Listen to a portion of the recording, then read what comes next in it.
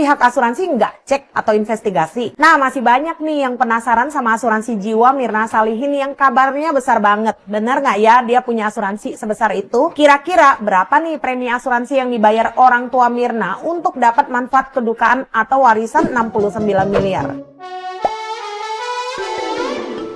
Hola netizen yang tercinta, klaim atas asuransi jiwa tidak serta-merta dapat cair bila kasus kematian diakibatkan pembunuhan. Hal ini seperti yang terjadi di polemik kematian Wayan Mirna Salihin akibat kopi sianida. Pakar forensik klaim investigasi asuransi Dedi Kristianto mengatakan, sebelum nasabah bisa menerima manfaat proteksinya, ada beberapa tahapan yang dilakukan perusahaan asuransi untuk mencegah kasus manipulasi klaim terjadi. Ia mencontohkan misalnya yang membunuh adalah ahli waris karena dia memang berintensi untuk mengambil untung dari asuransinya. Bisa jadi yang bersangkutan akan membayar orang untuk membunuh, lalu nanti dibayarkan kepada ahli waris. Tapi uang pertanggungan bisa dibayarkan apabila pembunuhan tidak terkait dengan asuransinya. Adapun penentuan keputusan pencairan klaim tersebut diambil berdasarkan hasil investigasi pihak kepolisian. Dedi pun menyimpulkan uang pertanggungan yang besar tidak serta-merta membuat seseorang rentan menjadi sasaran tindak kriminal. Sebelumnya, pengacara Jessica lainnya yakni Yudi Sukinto Wibowo pernah menyebut Mirna memiliki uang asuransi jiwa senilai 5 juta US dollar di luar negeri atau setara 69 miliar rupiah. Alhasil muncul kecurigaan bahwa ada yang sengaja menjebak Jessica menjadi tersangka agar bisa mencairkan dana asuransi jiwa milik Mirna. Sementara itu, ayah Mirna, Edi Darmawan Salihin memang tidak menampik anaknya memiliki asuransi. Namun dia tidak merinci jelas asuransi yang dimiliki Mirna. Edi Darmawan menyebutkan bahwa besaran uang asuransi tersebut adalah 10 juta rupiah. Edi Darmawan pun mengatakan bahwa apa yang dikatakan Yudi adalah bohong. Kepolisian sendiri pada saat itu mengatakan bahwa Mirna tidak memiliki asuransi jiwa dengan uang pertanggungan 5 juta US dollar. Nah, gimana nih menurut netizen yang maha benar? Silahkan berkomentar ya.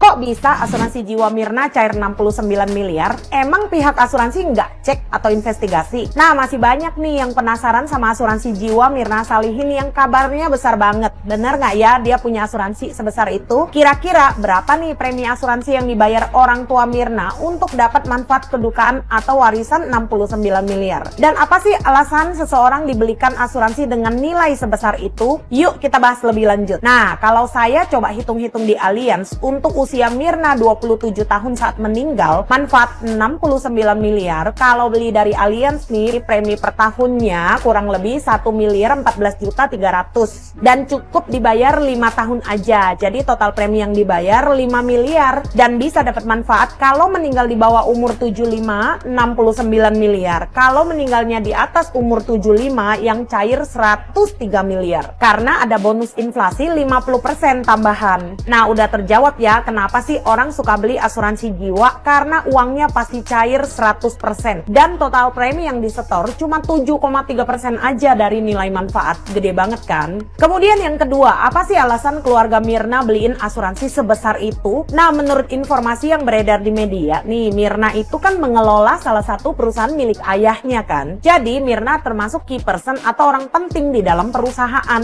Udah umum banget nih kalau orang-orang penting yang mengelola perusahaan dibuatin asuransi dengan nilai yang besar. Jadi dihitung dari nilai manfaat seberapa penting jabatan dan posisi orang tersebut dalam perusahaan. Sama seperti nilai seorang kepala rumah tangga atau pencari nafkah. Contoh, kalau seorang ayah gajinya 10 juta per bulan, ya asuransi jiwanya minimal 10 juta kali 5 tahun. Artinya kalau si ayah meninggal, cair asuransi jiwa 600 juta yang bisa dipakai untuk biaya hidup keluarga, sekolah, makan, dan lain-lain bertahan untuk 5 tahun. Kalau Mirna sendiri nilainya 69 miliar, mungkin untuk beberapa orang kesannya ini angka yang besar banget. Tapi ingat, Mirna itu kan orang kaya. Untuk orang-orang yang level ekonominya menengah ke atas, asuransi jiwa 100 miliar sampai 200 miliar itu biasa aja. Soalnya mereka sanggup beli kok dan bisa nunjukin bukti kekayaan mereka saat mereka ngajuin pembelian asuransi jiwa. Jadi bisa di-approve untuk nilai yang besar. Jangan pernah nih takerin rekening orang lain disama-samain dengan rekening kita. Kalau keuangan kita kurang bagus, kita nggak bisa beli asuransi dengan manfaat besar. Contoh deh, misalnya karyawan, manajer, gaji cuma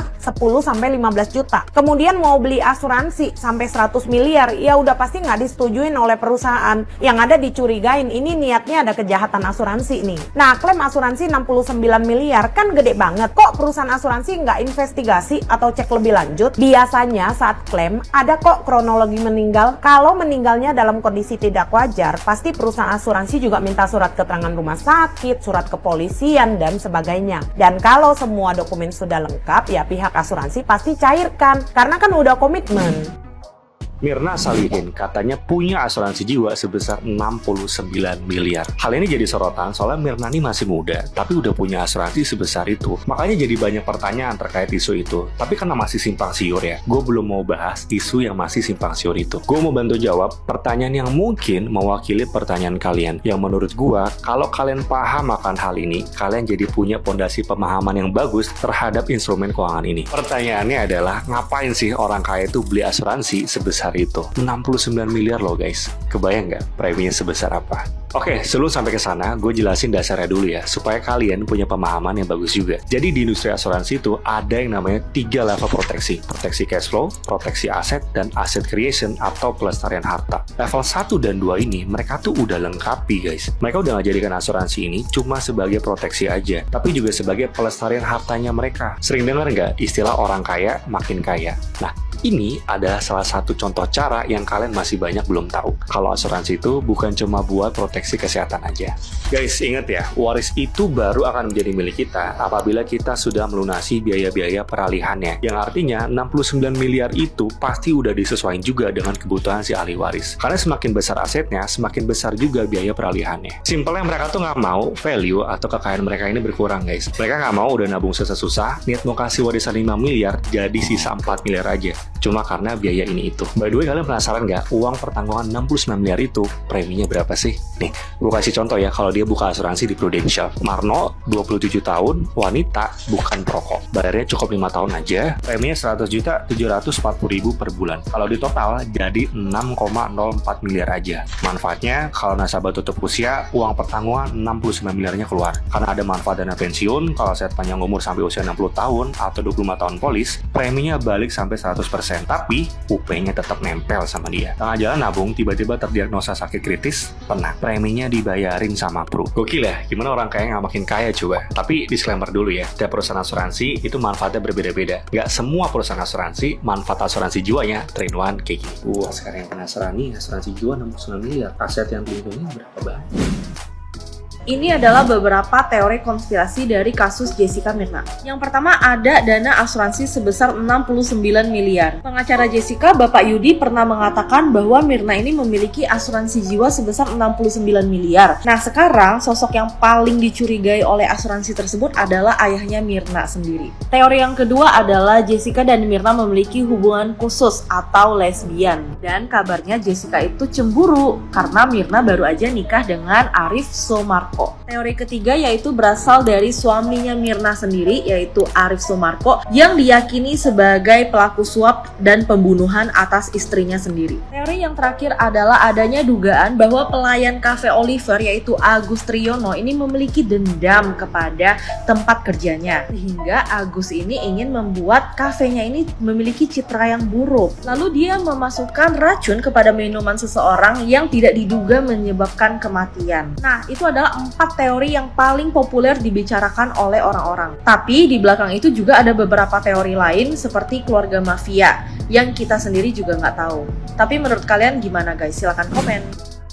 Jadi gue habis nonton beberapa video yang messagingnya sama kayak video di awal, bahwa beberapa orang tuh bilang respons Jessica dengan dia bilang kalian taruh apa di kopinya itu sebenarnya merupakan respons yang logical. Dan sebenarnya ini ada penjelasannya. Ini gue ambil dari websitenya Purdue University, dan kalian kalau pernah ngambil tes TPA pasti kalian pernah nemu soal kayak gini, yaitu cara mengambil logical conclusion dari premis-premis. Premis 1, temennya minum kopi. Premis 2, temennya bilang kopinya rasanya aneh. Premis 3, temennya pingsan setelah minum kopi. Konklusinya adalah kopinya berbahaya dan ada suatu hal di dalam kopi itu yang tidak natural karena temennya bisa langsung pingsan setelah minum kopi.